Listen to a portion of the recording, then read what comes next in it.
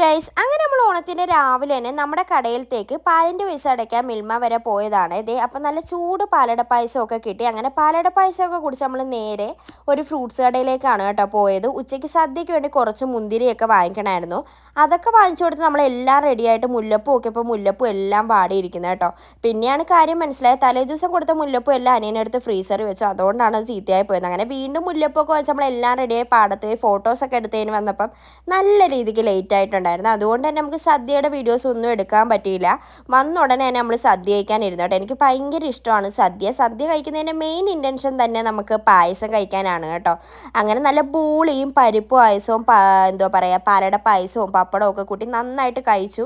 എന്നാലും ബോളി വലിയ സുഖമില്ലായിരുന്നു കേട്ടോ. കഴിഞ്ഞ വട്ടവും ഇതേ അവസ്ഥയായിരുന്നു. നമ്മളൊരു 20 ബോളി വാങ്ങിച്ചിട്ടുണ്ടായിരുന്നു. അപ്പോൾ അതെന്തായാലും തിരിച്ചു കൊടുക്കണം. ഒരെണ്ണം മാത്രമേ നമ്മൾ എടുത്തിട്ടുള്ളായിരുന്നു കേട്ടോ.